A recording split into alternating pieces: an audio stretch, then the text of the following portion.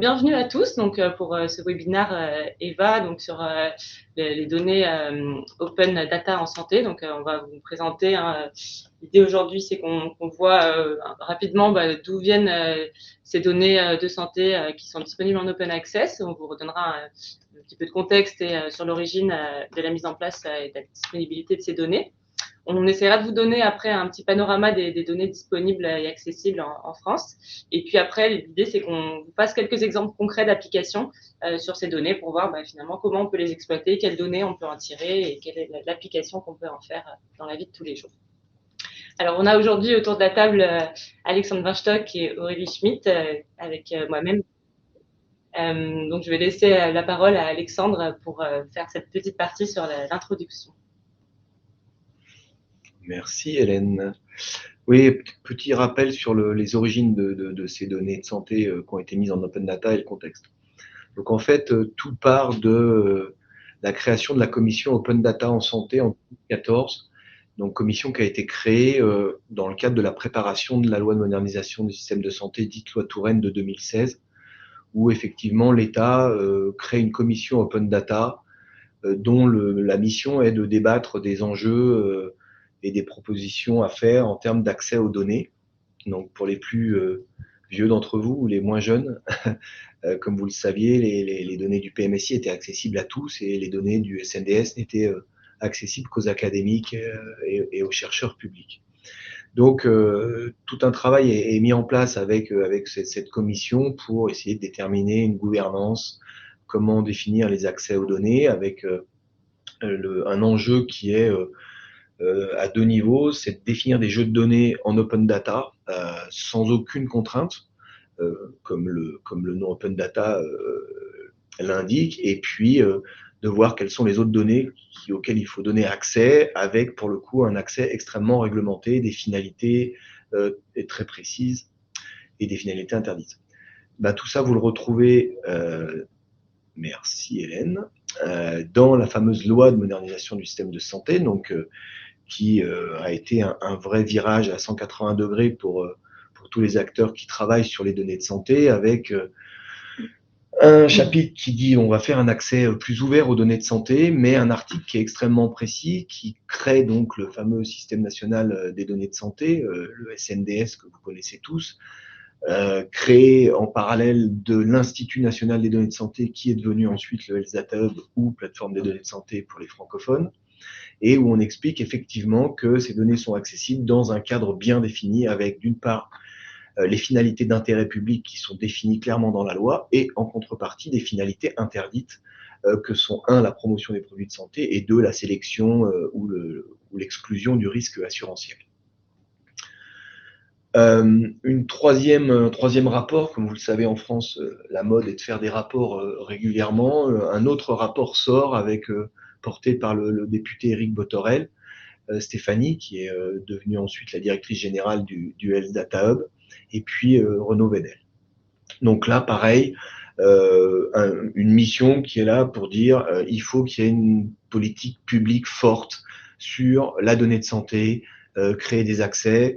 Ça renforce le rôle du Health Data Hub qui avait été créé depuis, avec les différentes missions, la création du guichet unique, l'identification des différentes bases de données disponibles, et puis l'hébergement et l'accès aux données du SNDS. Et donc, sur le sujet du jour, à savoir les données en accès libre ou open data, l'environnement réglementaire, il est en fait très clair. C'est qu'aucune contrainte pour accéder à ces données, puisqu'elles sont en open data, pas de finalité interdite pour l'utilisation de ces données. Et donc, toute la difficulté est pour que ces données soient totalement anonymes, et donc qu'il n'y ait aucun risque de réidentification pour leur permettre d'être en open access, et bien d'avoir des données agrégées. Et là, toute la difficulté a été pour les différentes agences d'État de créer des jeux de données qui soient à la fois intéressants pour nous tous, utilisateurs, que ce soit bureaux d'études, chercheurs publics et industriels de santé, donc des données qui apportent quelque chose quand même lorsque vous avez une question, mais toujours avec à l'esprit le côté absence de risque de réidentification. Donc, c'est ces jeux de données que Hélène et Aurélie vont vous présenter. Juste peut-être sur ce sujet-là, puisqu'elles vont faire un panorama juste après, c'est laquelle, pardon, j'ai oublié. C'est voilà, oui, bah, ça revient au même. Juste par rapport à ce point-là, je voulais insister, ce que j'avais dit à Hélène, c'est que on va vous présenter un certain nombre de jeux de données en open data que sans doute vous connaissez en partie ou en totalité. Le vrai challenge a été un moment avec une commission, un groupe de travail qui avait été créé au ministère, auquel je participais, de créer un jeu de données PMSI en open data. Et en fait, avec les spécialistes de l'anonymisation, en tenant compte des critères du G29, en fait, on s'est rendu compte qu'on ne pouvait pas produire une base de données PMSI intéressante qui soit totalement anonyme parce qu'il y a une telle combinaison de différentes variables qu'en fait, on aurait mis une base de données PMSI avec un séjour égal un GHM, mais donc peu d'intérêt. Et puis, il y a les données de la TIH dont on va parler qui le permettent. Mais dès lors qu'on voulait avoir des données sur le diagnostic principal, le diagnostic relié ou les diagnostics associés, bah, en fait, on se rend compte que très vite, malheureusement, les jeux de données ne peuvent pas être en open access. Voilà, et donc maintenant, bah, place à la présentation, en espérant que ce petit contexte vous aura rafraîchi la mémoire pour certains d'entre vous. Merci beaucoup Alex pour cette introduction. Donc l'idée maintenant, c'est qu'on passe rapidement sur le panorama des données disponibles en France. Je ne l'ai pas précisé en introduction, hein, mais si vous avez des questions, n'hésitez pas à les mettre dans le chat. Hein, on pourra y répondre, ça rendra la présentation encore plus vivante, hein, donc n'hésitez pas. Donc, comme vous le savez sûrement, hein, donc il y a beaucoup de données qui sont disponibles sur plusieurs sites en fonction de thématiques d'intérêt qui vont vous intéresser. Donc là, on a essayé de synthétiser les principales thématiques dans le domaine de la santé. Donc on a bien sûr les données de l'assurance maladie. Donc c'est des jeux de données disponibles en fonction des typologies de consommation. Donc on vous le présentera plus en détail après, mais voilà, ça va être des données pour les médicaments qui vont être données pour la biologie, enfin voilà, en fonction des thématiques d'intérêt, on a ces données de l'assurance maladie qui sont une des sources principales de ces données en open access. On a bien sûr également le site de Scan Santé, donc là qui est mis à disposition par la TIH, donc des données un peu plus hospitalières et sur des données aussi économiques qu'on peut retrouver sur cette plateforme. Après, il y a les données qui sont disponibles sur datagouv.fr. Donc là, c'est une plateforme qui va regrouper des données de tout type. Donc, on n'est pas que sur des données de santé, mais on a quand même beaucoup de jeux de données dans le domaine de la santé également, notamment sur la partie Covid. Il y a eu beaucoup de jeux de données qui ont été partagés. On a bien sûr la SAE, donc la statistique annuelle des établissements, donc qui permet d'avoir des données un peu plus précises sur les établissements, les équipements qu'ont ces établissements, le personnel aussi qui va être employé dans ces différents établissements. Donc c'est voilà une enquête qui est réalisée tous les ans et qui permet d'avoir des données mises à jour. Et on a plein d'autres sources qui sont disponibles. Donc, par exemple, le CPDC pour les causes de mortalité. On a le site de la BNDMR pour les maladies rares. Et bien sûr, après, en fonction de votre intérêt, il y a d'autres sources de données.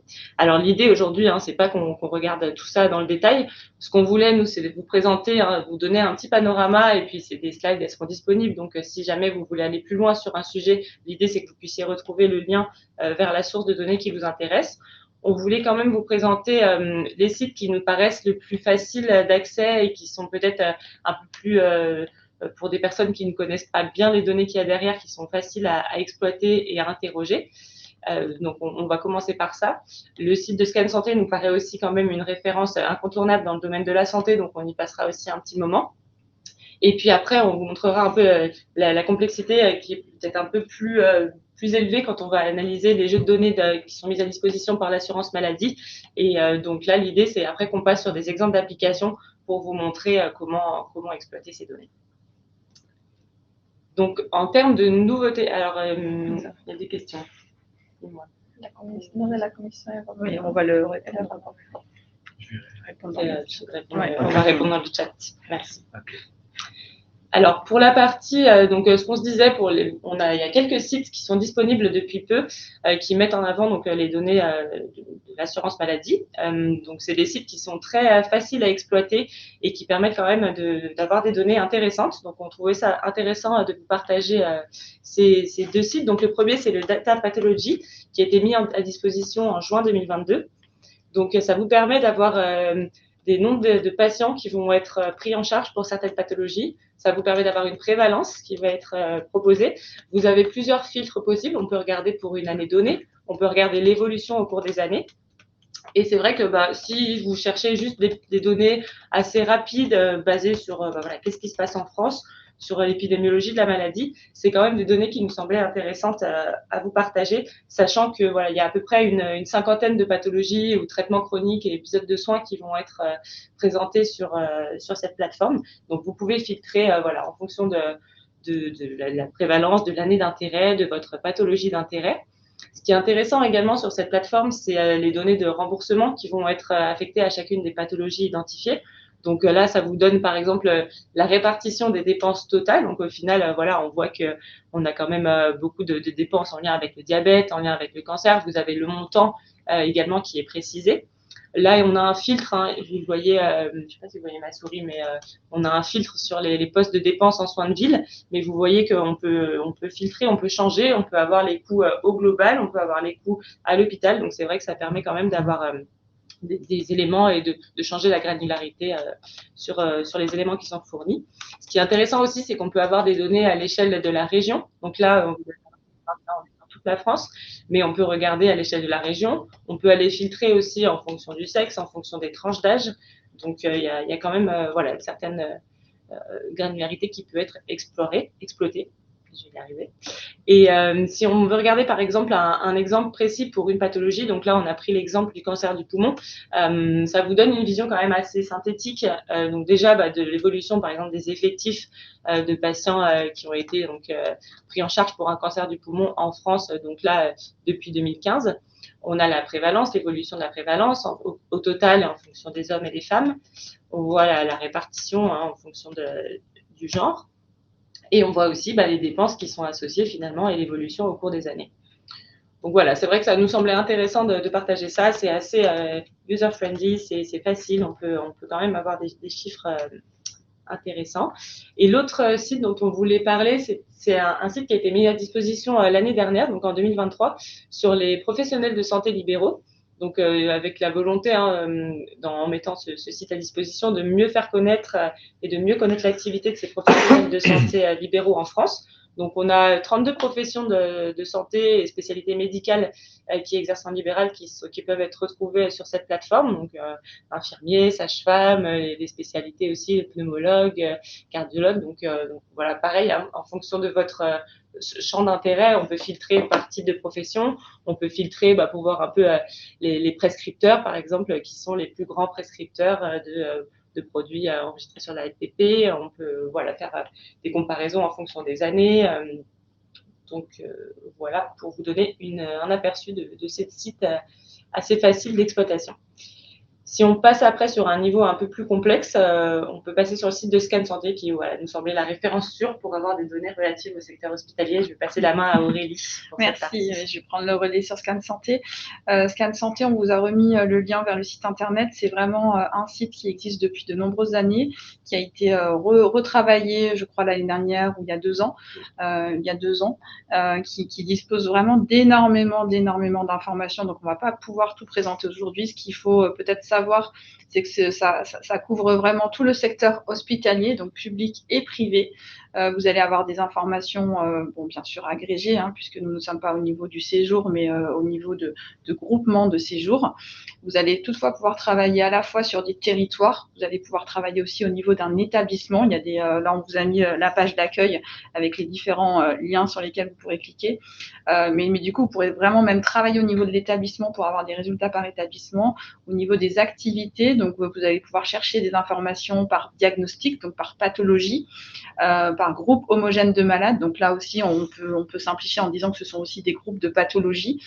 Vous pouvez aussi rechercher un mode d'entrée par les actes, la réalisation d'actes. Donc là, on est plus sur quelque chose au niveau du codage CCAM. Donc, on n'est plus sur de la pathologie. Là, vous êtes vraiment dans la précision, puisque pour ceux qui ne connaissent pas une hospitalisation, vous avez vraiment un motif d'entrée. Vous avez un GHM qui va vous donner un tarif pour le séjour en entier et vous avez tous les actes qui sont à l'intérieur de ce séjour. Donc, vous allez pouvoir identifier tous ces éléments et suivre les flux des patients. La TIH a rajouté cette section sur son site internet et puis analyser les coûts, hein, bien sûr, puisque ce sont des bases pour le côté PMSI, donc géré par la TIH, qui sont à visée de remboursement des établissements de santé.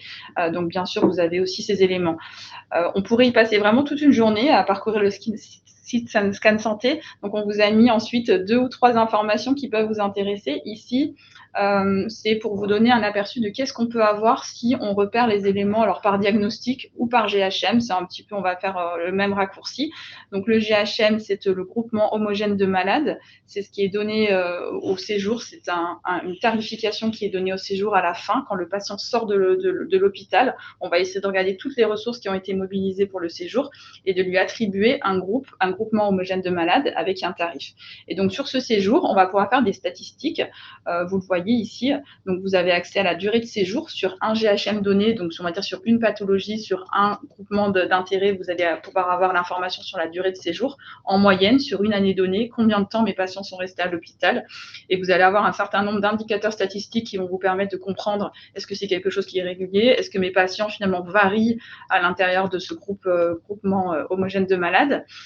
Ces GHM, en fait, ont plusieurs niveaux de sévérité. Hein. Ils vont d'un niveau de sévérité très simple, un patient qui rentre une journée à l'hôpital, qui fait une hospitalisation de jour, à des patients qui vont rester plusieurs semaines, voire plusieurs mois. Donc, ces niveaux, ils vont de 1 à 4. Et là, vous allez pouvoir aussi comprendre, est-ce que dans ce groupe de pathologies, les patients ont plutôt un niveau de sévérité important ou pas? Est-ce que si on prend l'exemple de la transplantation, vous aurez tous vos patients en niveau 4, puisque c'est des patients qui vont rester longtemps à l'hôpital. Si on prend la séance de chimiothérapie, tous les patients vont rester plutôt en hospitalisation de jour. Donc voilà, donc ça, c'est des éléments qui peuvent vous être intéressants si au cours de vos modélisations ou bien au cours de vos dossiers, vous avez besoin d'avoir un peu d'informations sur la durée de séjour, sur les coûts qui peuvent être attribués. Et puis aussi les diagnostics, puisque c'est des groupes de pathologies, mais le GHM reste assez large, ça reste quand même une enveloppe budgétaire assez large, et parfois on peut se redemander quelles étaient les pathologies, et donc ça c'est le petit carré en bas à droite qu'on vous a présenté pour voir un petit peu la répartition des diagnostics. Voilà un petit peu ce qu'on peut vous dire sur cet aspect GHM. Pour ceux qui connaissent un petit peu l'économie de santé, donc vous avez votre GHM, c'est un groupement homogène de malades auquel est associé un GHS, donc un groupe homogène de séjour, et c'est un tarif finalement qui va être associé à ce GHM. Donc ça va vous permettre de comprendre combien finalement est remboursé chaque séjour. Donc ça, c'est des éléments que vous allez pouvoir recalculer de vous-même. Hein. Le tarif n'est pas indiqué sur le site internet. À ce moment-là, il faudra aller au journal officiel. Et là, on en profite pour vous présenter aussi l'étude nationale des coûts qui est présentée sur le site de la TIH, qui est en fait une enquête qui est réalisée chaque année auprès des établissements pour essayer de comprendre finalement pour chacun de ces GHM combien coûte réellement le séjour qui est attribué à ce GHM. Ceci afin de mettre en perspective finalement le tarif qui est remboursé à l'établissement avec le coût qui est réalisé. Donc là, vous avez le lien vers ce fichier Excel qui est un fichier qui est composé finalement en ligne de tout l'ensemble des GHM. Et puis en colonne, vous avez la décomposition des coûts de ce séjour. Ça peut être intéressant si vous vous intéressez à un type de séjour et vous avez envie de savoir si l'effort financier est plutôt fait au niveau des traitements, au niveau du personnel, au niveau d'unités spécifiques, au niveau de médicaments sur liste en sus ou etc. Voilà sur cette ENC. Et puis peut-être un dernier point qui est intéressant. Je sais qu'on s'intéresse beaucoup à ces sujets, sur tous les médicaments. Vous savez, pour ceux qui savent, en tout cas sur côté hospitalier, on n'a pas accès à l'ensemble des traitements qui sont réalisés à l'intérieur des hospitalisations. On a accès simplement à ceux qui sont sur liste en sus, donc ceux qui sont onéreux. Et on retrouve ces éléments dans des listes qui sont présentées sur la diapositive. Vous avez vraiment accès ici, en cliquant sur les liens, à l'ensemble des traitements qui sont sur liste en sus, que ce soit médicament ou dispositif médical. Pour chaque année qui est présente sur le site internet, vous avez le nombre de boîtes qui est remboursé et le montant qui est associé à ce remboursement. Ça vous permet en gros de connaître les ventes finalement de ces produits année par année. Voilà, un petit tour d'horizon de Scan Santé. On pourrait vraiment y passer la journée. C'est mon site préféré. Donc, si vous avez des questions, n'hésitez pas par là. Il y a peut-être bonjour Fabien et pour vos questions. Donc sur la première, ces données sont collectées à partir des données de santé enregistrées. En fait, ces données-là, c'est les fameuses données PMSI que vous connaissez tous, les RSA, donc les résumés de sortie anonymisés. Et en fait, de ces données-là, l'ATIH construit des jeux de données anonymes. Donc en fait, c'est exactement les mêmes données que les données du PMSI auxquelles on accède via soit la méthodologie de référence si on travaille avec des industriels ou des établissements, soit via des autorisations spécifiques, si ce n'est que ces données sont expurgées par rapport à ce que je disais tout à l'heure. Aurélie l'a très bien dit, c'est-à-dire que par exemple, vous n'avez pas de données à l'établissement, vous avez des données au niveau national, régional, mais par exemple au GHM. Ou si vous avez des données sur un nombre de diagnostics, vous ne savez pas dans quel GHM il est, ou vous n'avez pas les actes, vous n'avez pas de caractéristiques patients, etc., etc. Donc ce sont les données des hôpitaux qui ont fait l'objet d'une anonymisation, d'un retravail, et qui sont accessibles comme ça. Il faut savoir que la TIH, à un moment, mettait à disposition, alors ça fait un petit moment, des données qui étaient extrêmement fines, voire trop fines, et s'étaient fait rattraper par la CNIL, qui leur avait imposé de réduire un certain nombre de choses, puisqu'on arrivait parfois à avoir des effectifs inférieurs à 10. Donc la CNIL, la TIH, sous pression de la CNIL, a corrigé cela. Et l'autre chose, c'est que désormais, la TIH a précisé dans son site les conditions d'utilisation de ces données. Donc, par exemple, vous ne pouvez pas aspirer les données de la TIH. Certains rois de l'informatique peuvent faire cela. Donc maintenant, ils tracent les adresses IP. Et puis, il y a des conditions strictes. Vous ne pouvez pas télécharger les données et les revendre. Vous pouvez faire des analyses à partir de ces données et les revendre, mais vous ne pouvez pas vendre les données de la TIH. Et enfin, il faut citer la source ATIH. Et votre deuxième question, existe-t-il des données issues d'investigations cliniques ou études rétrospectives? Alors, pas sur ce site-là, en là, tout cas. Non. Je ne sais pas ce que vous mettez derrière investigation clinique, c'est des données vraiment médicales. Il n'y en a nulle part, ni dans celle-là, ni dans les données du PMSI. Pour le coup, là, ça va être des données qu'on va retrouver dans ce qu'on appelle les systèmes d'information hospitaliers. Et là, c'est des données qui sont propres à chaque établissement dans leurs entrepôts, et d'où l'intérêt de tout ce qui est en train de se mettre en place sur les entrepôts de données de santé. Voilà, j'espère que j'aurais répondu, sinon vous pouvez reposer une question. On va continuer. Donc là, on voit le site de Scan Santé, c'est un site internet, vous pouvez y accéder, il y a des menus pour naviguer, il y a un système de requêtage qui est plutôt facile d'accès, hein. Vous pouvez vraiment y aller et regarder de votre côté, on vous le conseille. Il y a d'autres sources de données en open data qui sont un petit peu plus difficiles d'accès. On va y aller progressivement. Voilà. Première partie, c'était facile d'accès. Là, c'est un petit peu moins facile. Disons que le site internet est facile, hein. Vous avez juste à copier le lien dans votre navigateur internet. Et ensuite, c'est ce que Hélène décrivait au début. Vous allez pouvoir disposer de plein d'informations qui vont être des fichiers bruts en CSV. Donc, faut pouvoir se préparer à utiliser Excel et pouvoir gérer ces différentes colonnes. Si tel est le cas, vous allez pouvoir vraiment ouvrir la porte à des données sur les dispensations de médicaments en ville. Donc là, on vous a remis les noms. Vous allez aussi pouvoir vous intéresser aux dispensations de médicaments à l'hôpital, donc avec Rétrocédam. Et puis, tout ce qui est actes de biologie en ville, dispositifs médicaux. Donc ça, c'est ce que je vous ai présenté avant, mais qui est complété pour la ville. Et puis, les actes médicaux à l'hôpital. Donc, vous allez avoir vraiment ces informations de manière agrégée par année, et vous allez quand même pouvoir disposer d'informations par classe d'âge. Donc, vous allez pouvoir filtrer si vous voulez, je ne sais pas, les adultes ou les plus de 65 ans, etc. Vous allez pouvoir le faire. Et vous aurez aussi les informations selon le sexe. Donc, hommes, femmes, vous pourrez quand même bénéficier des femmes de plus de 65 ans en 2021, par exemple. Voilà un petit peu ce qu'on peut dire. Là, je vous conseille vraiment d'aller regarder selon votre intérêt. Là, je sais que le public est assez large, donc je vais pas. On verra avec Hélène ces exemples tout à l'heure. Et puis, comme on disait en introduction, on a plein d'autres sources d'informations. Selon la pathologie qui va vous intéresser, on ne peut pas tout lister. Ce qu'on vous conseille, c'est pour les causes de décès, le CEPIDC. Peut-être pour ceux qui connaissent le CEPIDC, il y a une base qui existe. Donc le CEPIDC, ce sont vraiment les remontées des causes de décès qui sont faites par les médecins quand le patient décède. Qui sont remontées dans une base et saisies informatiquement. Et donc, ces causes de décès font l'objet. Donc, il y a une base exhaustive qui existe à laquelle on peut accéder, mais elle est mise à disposition aussi de manière ouverte sur son site internet, et vous pouvez avoir des tendances. Si vous avez une pathologie qui vous intéresse et vous voulez vraiment avoir un coup d'œil sur cette pathologie sur une année donnée, et par sexe, vous avez déjà des premières informations qui sont disponibles, et du coup, rapidement et de manière immédiate. Voilà, et ensuite par thématique médicale, alors on a remis ici des informations qui nous paraissent intéressantes et dans notre quotidien qu'on utilise souvent. Donc la BNDMR, c'est tout ce qui est maladies rares. La BNDMR publie un rapport de façon annuelle et je vous invite, pour ceux qui travaillent sur des pathologies orphelines, si vous ne le connaissez pas, bien sûr, à les consulter. C'est déjà assez riche, ça évite aussi de faire des requêtes et de les inonder de requêtes. Ils sont aussi voilà, toujours partant, je pense, pour travailler avec vous. Mais déjà, il y a déjà beaucoup d'informations disponibles sur leur site internet, sur les différents rapports qu'ils produisent. Vous avez aussi, bien sûr, l'INCa, Santé publique France. Vous avez des incidences, tout ce qui touche bien sûr au cancer. Hein. Par type de cancer, vous avez tout ce qui est incidence, prévalence, mortalité. C'est pareil, le rapport est mis à disposition de manière annuelle et vous avez vraiment en plus la méthodologie qui est décrite. Donc là, allez-y si vous ne le connaissez pas. Un sujet, peut-être une thématique un peu différente, la psychiatrie, on en parle un peu moins en général. Là, pareil, vous avez des rapports d'activité de l'adresse, donc de la même manière, n'hésitez pas. Et ensuite, par thématique, vraiment, je pense, je sais pas, à la transplantation.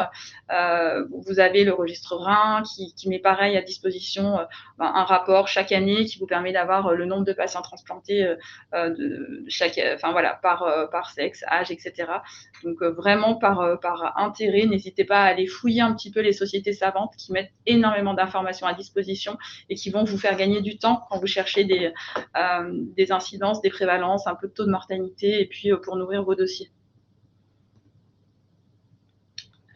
Voilà, on vous a mis, on passe rapidement, puis Hélène, elle va présenter les exemples, c'est ce qui est le plus parlant, je trouve. On vous a remis un petit peu des sites, voilà, Etalab avec des bases de données relatives à la santé.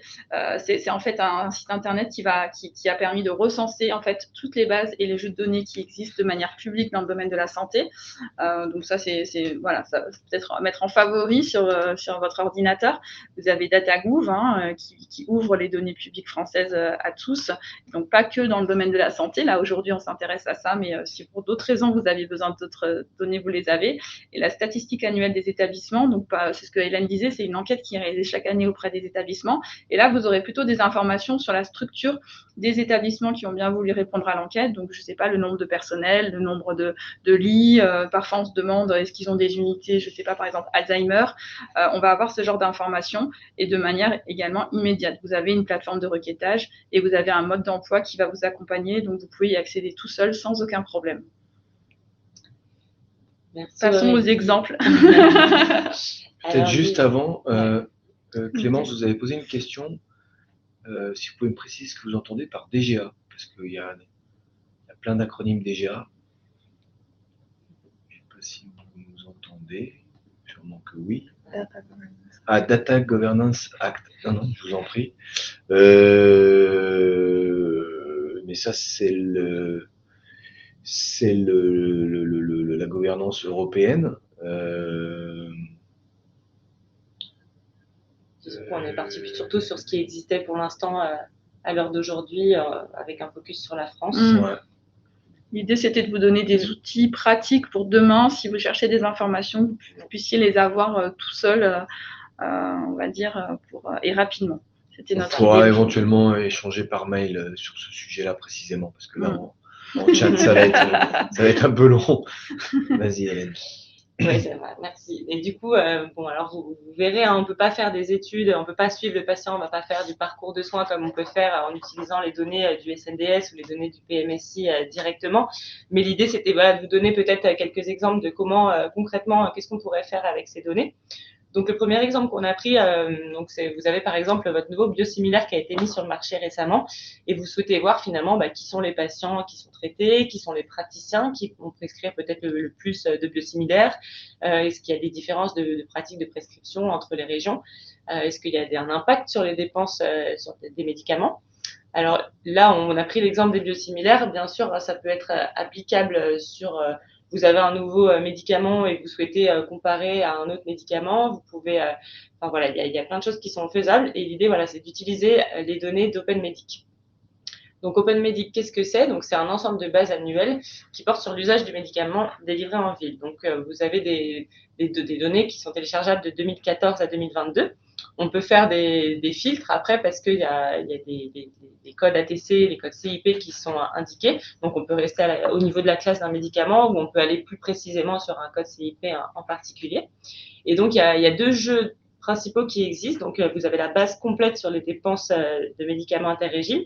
Donc dans cette partie, on va trouver les dépenses des médicaments, le nombre de boîtes délivrées. Et après, on a des informations sur les bénéficiaires, donc notamment la tranche d'âge, le sexe, la région et sur les prescripteurs. On a en parallèle donc la base complémentaire qui va être enrichie avec le dénombrement des consommants qui vous permet d'avoir finalement une idée du nombre de personnes qui ont consommé ces médicaments et avec donc, les nombres de boîtes et les montants qui sont associés. Donc comment on accède à ces données? Donc pour récupérer ces données, donc c'est sur le site, on vous a remis là le site de l'assurance maladie en filtrant par OpenMedic. Donc vous pouvez télécharger les fichiers parallèles. Donc bon après ça offre quelques problématiques. C'est voilà, il y a besoin de télécharger chaque fichier un à un. Ça peut prendre du temps, c'est assez lourd comme fichier. Et donc, il y a une contrainte dans le libellé des variables qui peut rendre le premier accès un peu difficile. Comme vous voyez ici, ça vous donne une idée du fichier Excel qu'on peut obtenir pour une année donnée. Alors, bien sûr, on peut faire quelques filtres et on peut exploiter ces fichiers Excel tels quels, mais ça peut prendre du temps. Alors, notre petit conseil, c'est de peut-être bien regarder le descriptif des variables et pour comprendre la terminologie qui est utilisée. C'est plutôt bien fait sur le site Amélie. On peut filtrer, on peut regarder à quoi ça correspond. Par exemple, le PENREG, c'est la région, PSP, c'est les prescripteurs. Enfin voilà, il y a toutes ces petites codifications qui se retrouvent en général. Enfin, il y a des choses similaires entre les fichiers. Donc, une fois qu'on en a compris un, qu'on s'est fait la main sur un, c'est un peu plus facile pour aller analyser les autres.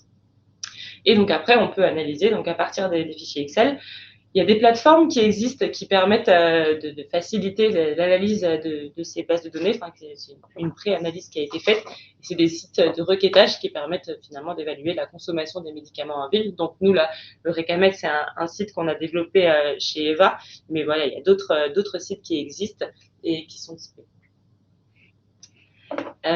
Et donc, pour vous donner une idée du rendu et de qu'est-ce qu'on peut comparer finalement, donc si je reviens sur mon exemple des biosimilaires, donc là, on a fait un focus sur les anti-TNF. Et donc, si on regarde par exemple la délivrance des anti-TNF en ville en 2021, donc là, on a comparé d'un côté sur la gauche la référence, donc tous les princeps, et sur la droite les biosimilaires. Et donc, ça vous permet de comparer finalement est-ce que les profils des patients qui ont reçu les médicaments princeps par rapport à ceux qui ont reçu les biosimilaires, est-ce que finalement ce sont les mêmes?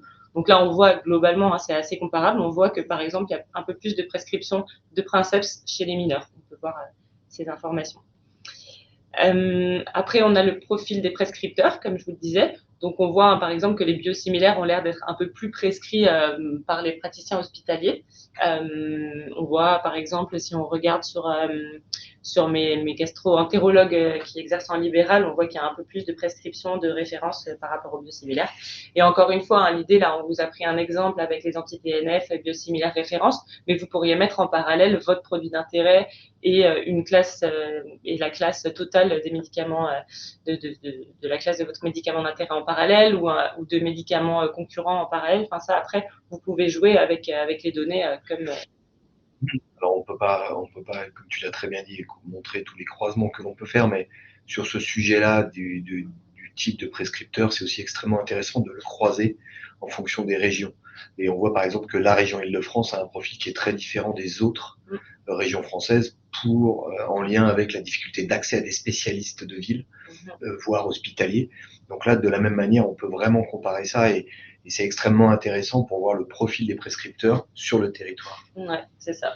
Et donc, si on reste sur la partie territoire et donc, voilà, la possibilité de générer des cartes, on peut aussi, donc là, c'est le pourcentage finalement de délivrance de biosimilaires sur les régions. Donc, on voit là, par exemple, qu'on a des disparités dans la prescription de biosimilaires en fonction des régions.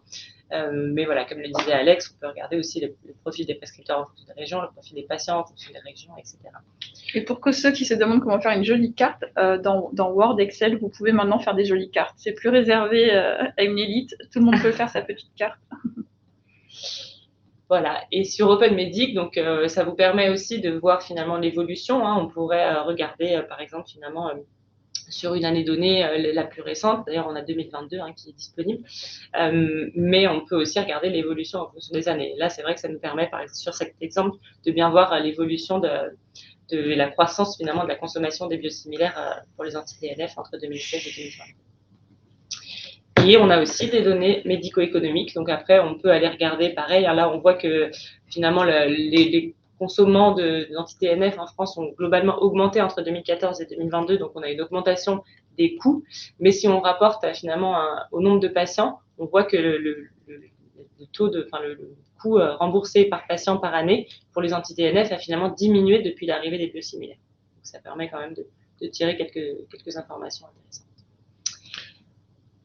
Juste par rapport à la question de Guilhem, oui, effectivement, ces données sont en open data et c'est un petit peu ce que disait Aurélie précédemment. Il y en a qui sont facilement téléchargeables et analysables. Il y en a d'autres où effectivement il y a un gros travail d'analyse en amont.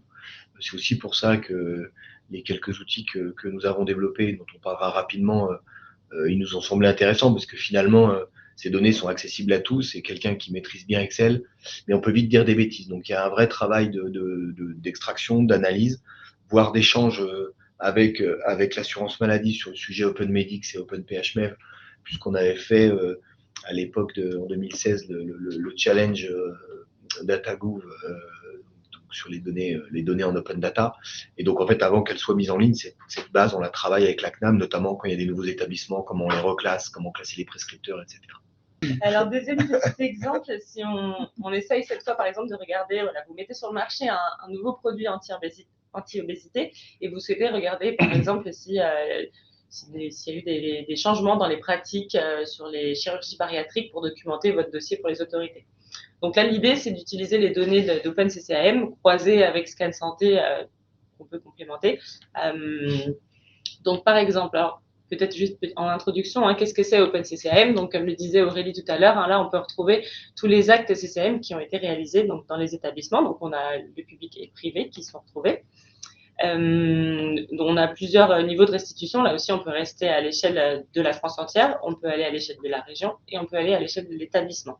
Il y a plusieurs restitutions d'informations qui peuvent être issues de ces données.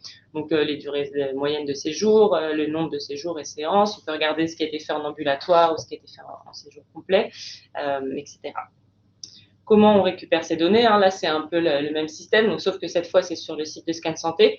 Vous pouvez télécharger vos fichiers. Donc, pareil, c'est pour une année donnée. Donc, si vous voulez faire une analyse de l'évolution, ça demande de télécharger plusieurs fichiers avant de vous lancer dans l'exploitation de ces données.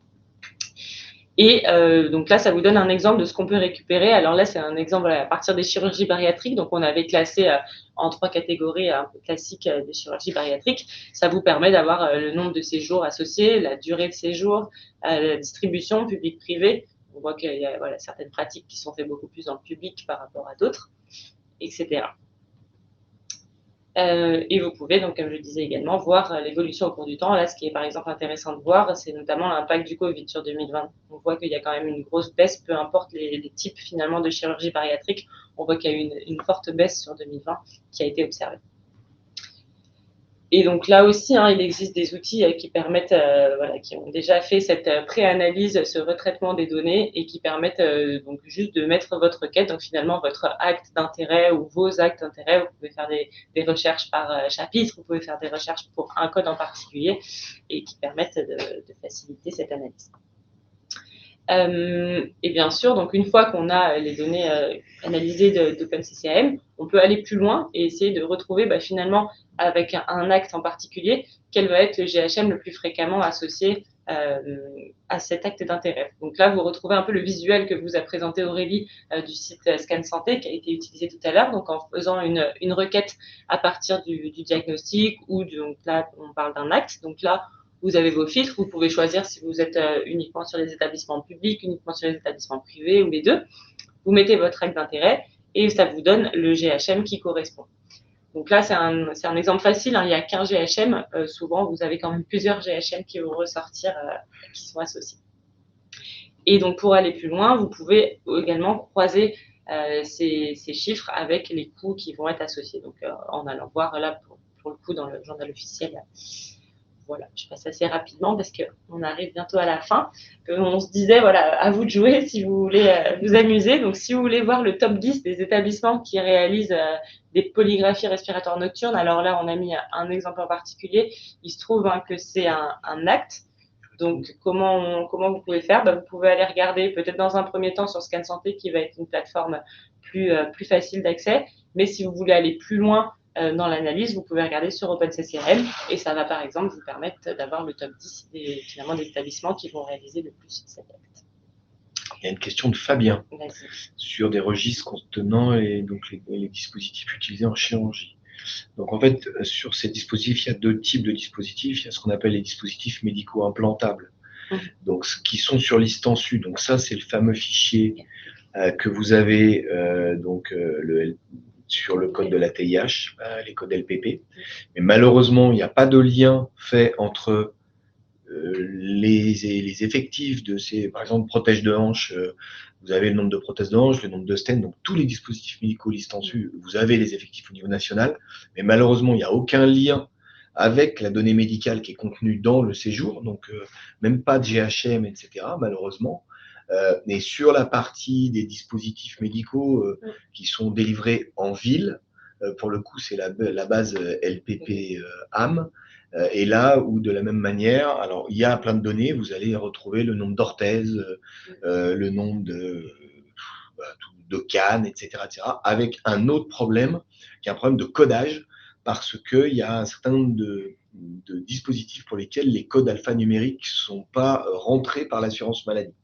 Donc la CNAM est en train de travailler là-dessus, mais voilà ce qui est disponible aujourd'hui.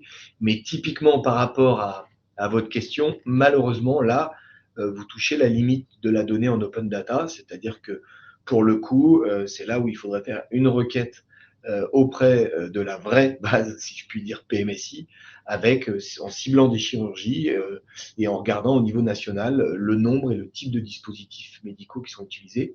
Il y a aussi, par contre, j'étais en train de penser, tout en vous répondant, sur la base de l'ENCC, donc les chaînes nationales communes des coûts, vous rentrez sur un GHM s'il est suffisamment explicite par rapport à la chirurgie que vous ciblez. Donc, vous avez par exemple de la chirurgie digestive, de la chirurgie cardiaque, et vous aurez dans les postes de coûts, comme le disait Aurélie tout à l'heure, un poste de coût qui s'appelle consommable intra-GHS, donc tout le petit matériel, dans le langage qu'on utilise en chir, et puis les DMI sur Listensu et les DMI non Listensu.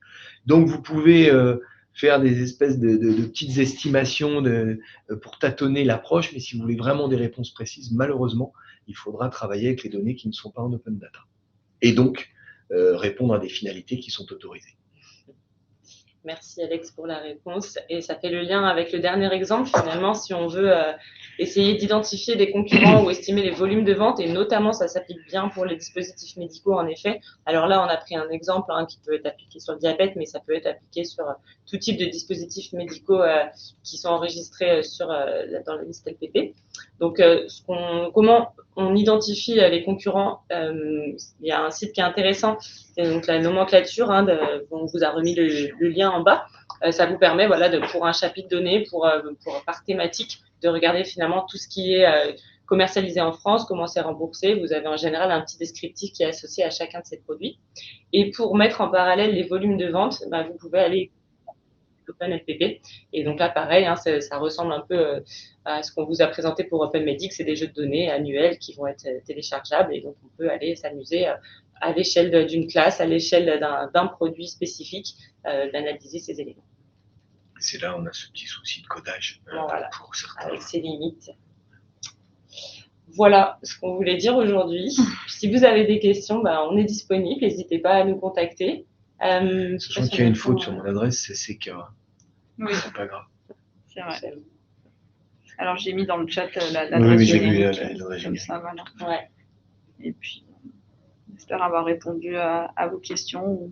Est-ce que vous avez d'autres questions? Il nous reste 1 ou 2 minutes ou pas? Si jamais tu veux rebondir sur la question de Clémence, je pense du coup qu'elle parle plutôt de données PMSI pour lesquelles il y a des restrictions. Je vois pas. Oui, mais elle va nous écrire. C'était bon. C'est bon, elle va nous écrire. Non, mais c'est bon. Il prévoit que les organismes. Oui, mais là, c'est On échangera pas. Ouais, on échangera pas parce que pour le coup, c'est vrai, mais en fait, c'est pas les mêmes données dont on parle. Donc là, pour le coup, c'est notamment toutes les données que vous allez retrouver dans la SAE. Il y a vraiment des choses extrêmement intéressantes quand vous voulez voir le potentiel d'un établissement. Vous allez avoir le nombre de places, par exemple, de chimiothérapie, le nombre de salles de coronarographie, le nombre de lits autorisés en réanimation, en soins intensifs, de cardio. Donc, il y a quand même des choses intéressantes. Ça demande du travail, hein, encore une fois. C'est pas un clic-bouton, malheureusement. Mais voilà, ça peut servir pour dégrossir un peu le sujet, pour avoir une approche un peu plus fine avant de se lancer dans des analyses plus abouties sur les bases classiques. Bon, on va finir là-dessus. À très bientôt. Le prochain webinaire avant l'été. Le 6 juin. Ah bah voilà, donc la date est fixée. Chaînage entre données cliniques et SNDS, voilà. On aura plaisir à vous retrouver. Passez une excellente journée. Il y a encore une question. Ah, là. Ce ne sera pas en open data, mais qu'en est-il aujourd'hui des données NDPH? Alors, je vous confirme que ce ne sera pas en open data, mais ça ne sera même pas en close data pour l'instant, parce que on a échangé récemment avec la TIH et la CNAM, et en fait, ça a pris du retard parce que la qualité de la donnée n'est pas bonne. On a proposé aux instances qu'ils les mettent quand même en ligne pour qu'on puisse travailler, qu'ils les rendent accessibles, pardon. Parce que, par exemple, pour ceux qui connaissent le fichier LES, liste en su, qui permet d'avoir les indications des médicaments qui sont sur liste en su via une autorisation d'accès classique, hein, pour le coup. La première année, c'était une catastrophe. On avait plus de 50% de I999 qui est le hors indication, pas précisé. Et ils avaient accepté. Et là, pour le coup, je pense que c'est un sujet qui est un petit peu délicat. Donc, pour l'instant, malheureusement, sur 24, il n'y aura rien. On espère qu'en 2025, ces données seront accessibles, mais à suivre. Voilà. Vous pouvez vous amuser, Stéphane, oui, c'est Stéphane, à faire un petit mail au HDH, comme ça, ils vous répondront officiellement. Je ne sais pas. Ah, Stéphane F, c'est peut-être Stéphane F que nous connaissons, si c'est le cas. Bonjour à toi. Voilà. Eh bien, merci à tous et bonne fin de journée. Merci, Au revoir.